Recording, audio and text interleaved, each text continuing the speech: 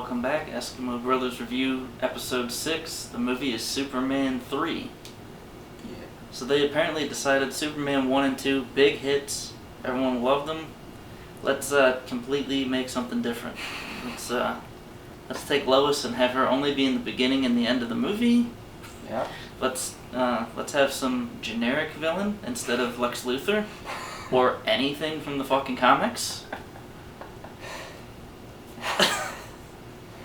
Instead, let's just have him battle a supercomputer. Yeah, it was definitely a different one. After seeing the first two films, I was not expecting this. I told you that when we reviewed the second one, are you excited for 3? And you said yes, and I said don't be. Yeah, no, I should not have gotten my hopes up. No. Right off the bat, the very beginning, you can tell that there's more emphasis on bad comedy. Like you said, you don't like that slapstick kind of stuff, and that's exactly what it starts with. Yes. Yeah. That's how I knew what I was going to be in for. That and the credits. Like, I really didn't care for the opening or closing credits. Like, the opening credits, I mean, they would be actually kind of cool, like the way it kind of came in, like, to the middle of the screen, and it was supposed to be like speed, like a Star Wars kind of style. Yeah, but, like, they came up, and then, like, the bottom was kind of, like, blurry, like, be, like, fast-moving, or something like that. But then that ruined the bottom of the frame, and they just kept coming up, and they were big, bold letters. Yeah, and in the first two movies, it's the names are all flying in space, and there's whooshing sounds, and then I don't know why they changed it. Yeah, and then at the end, like they came towards you, and they got like in a cluster, and you couldn't really tell what letters were with what. Yeah, it just didn't make sense. So yeah, that's that, and then like you said, the comedy in the beginning, it was. I should have known. There's definitely some hit and miss with the jokes in the movie. Yeah. There's some that are, there's some funny moments, and then there's others like with the walk and stop lights. Oh, with yeah. the person they fight, like that was ridiculous.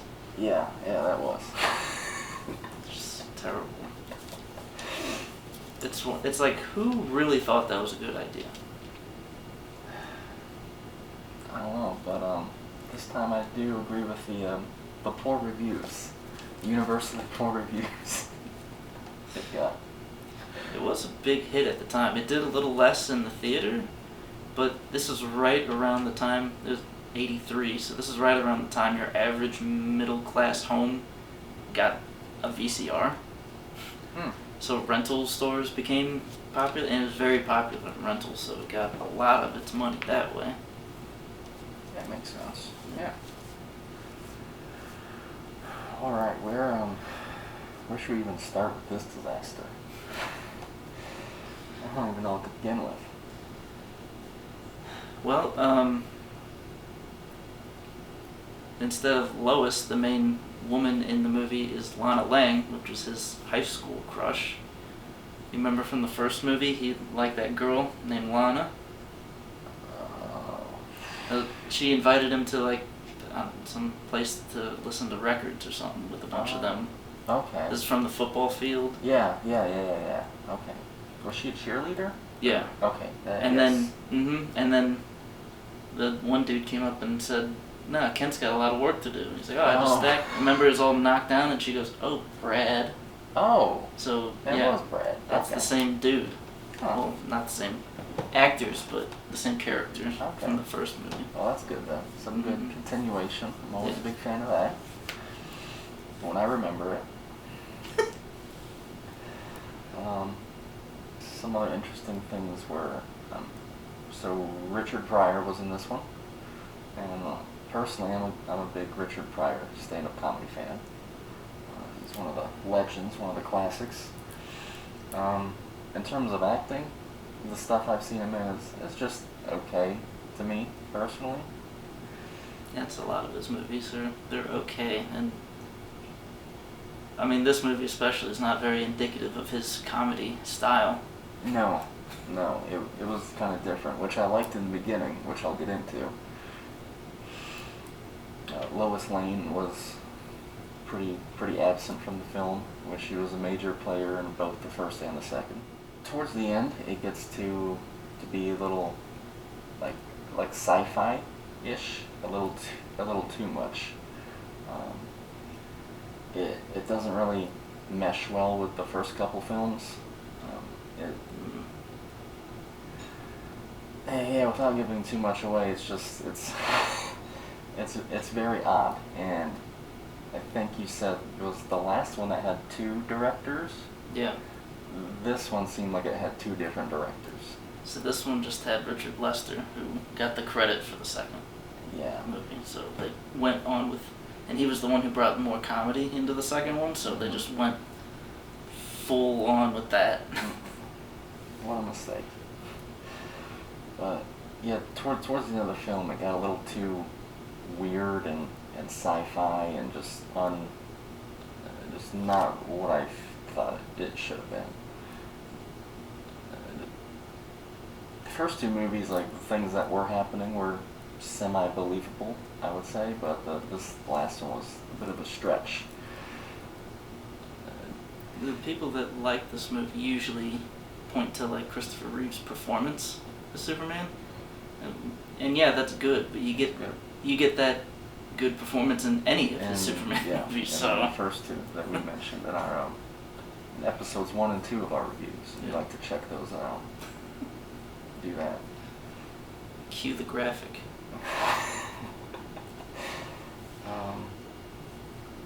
I'd say that was like some of the main differences. The type of comedy, the lack of a good villain. I mean, the villain was okay, but not like a great villain. How many villains does Superman have from the comics? Tons of them. Brainiac, Metallo, Bizarro Superman, since they already used Lex Luthor. Yeah, the Flash, there's a lot.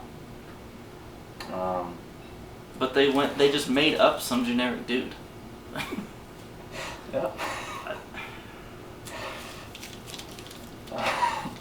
Dr. Robotnik, I mean, there are so many you could have chose from, and they just picked some random dude. Son of a bitch.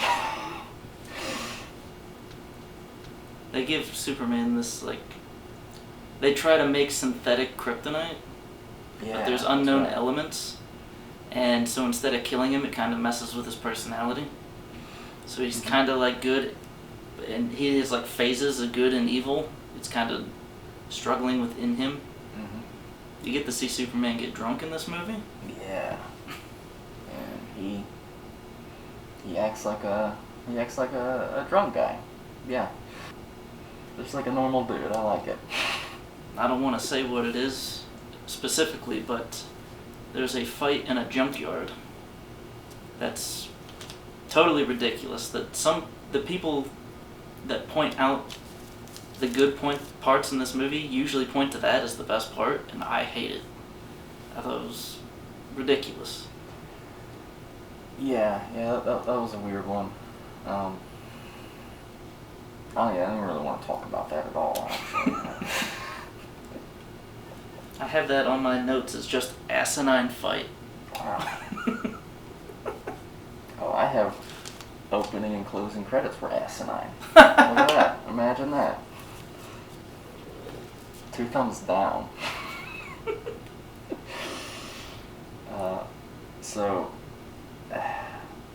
There are some good things with this film. I mean, we've kind of talked about the bad ones, so I'll start talking about some good things. The dialogue, when it wasn't kind of like the corny jokes or something like that, there was some really good human dialogue, and that I think goes back to like the reviews we did before with Clark Kent being kind of like an outcast for being a good person and having morals.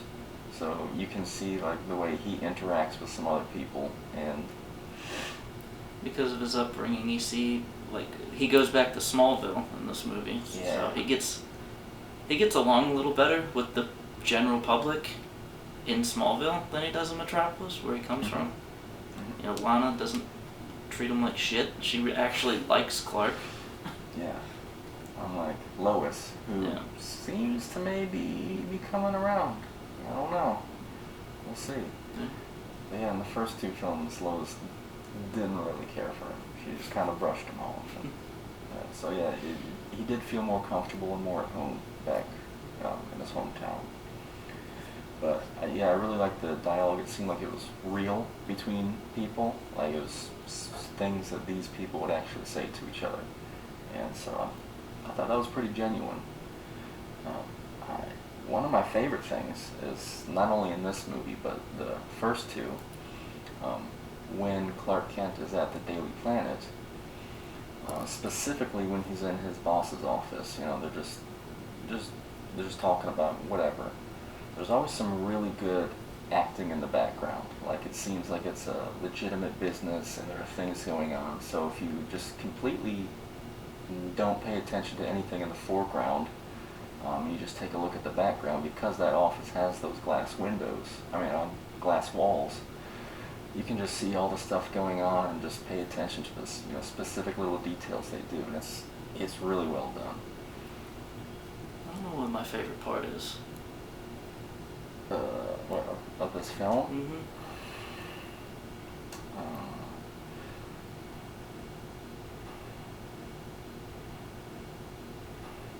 Maybe the fire at the chemical plant?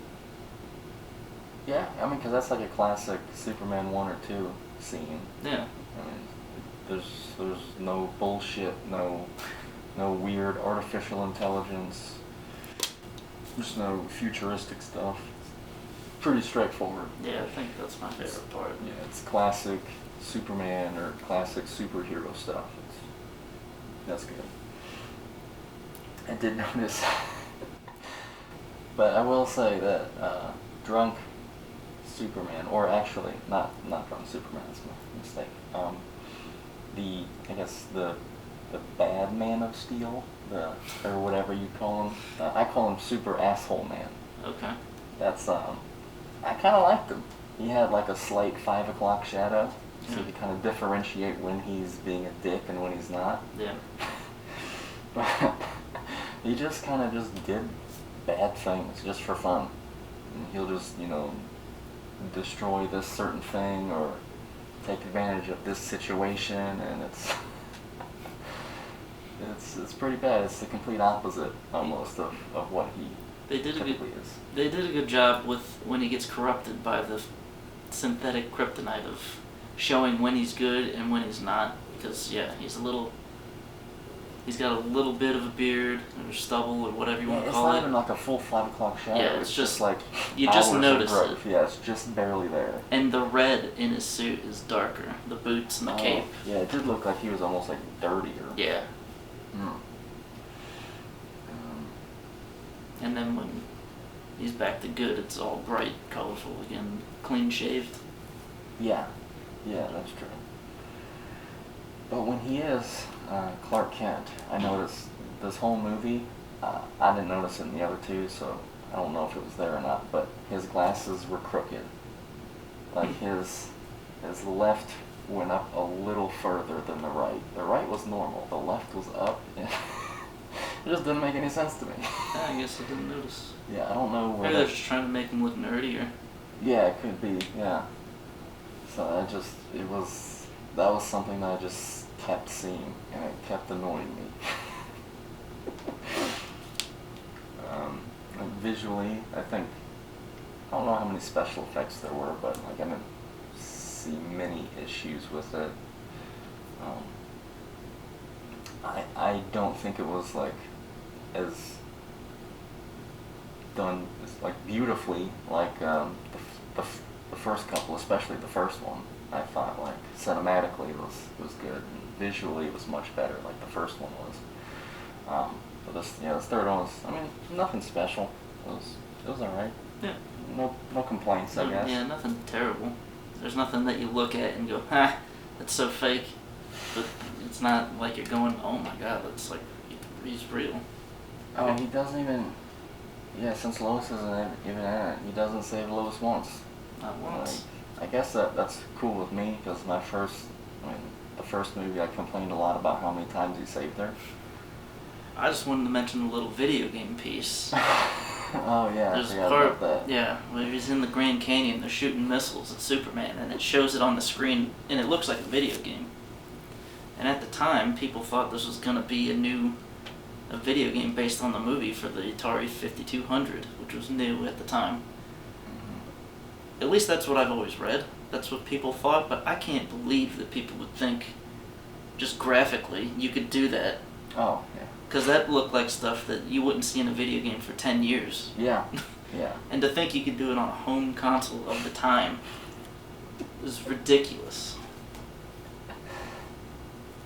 There actually was a prototype Superman 3 video game where I think you're flying around, and I don't know if you're avoiding the missiles or you gotta stop them or something, but it was never released. But there's footage out there on YouTube, I'm sure, of people playing a prototype version. Yeah, I will say, like, yeah, they did try to do that, looks like a few times in that film, like, where they had some, like, special graphics for screens that seemed a little more, like, futuristic. This is probably the movie with Christopher Reeve in his peak shape, physically. He did look pretty good, I will say that. Because he was still trying to bulk up, during the first two. So he's pretty big for this one. Yeah. In terms of recommendations, I guess if you like superhero movies, go ahead and check it out. Superman's my favorite superhero, and I only watch this to show people who haven't seen it yet. That's the only time I ever watch it. That's a good way to end it. This is the worst Superman movie, in my opinion. It's almost as bad as a Marvel movie.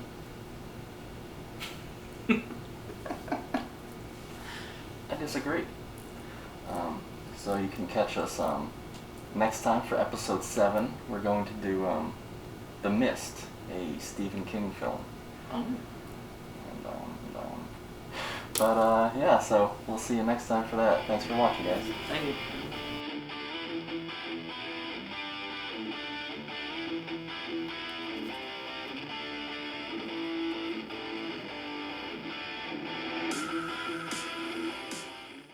Why would you do that?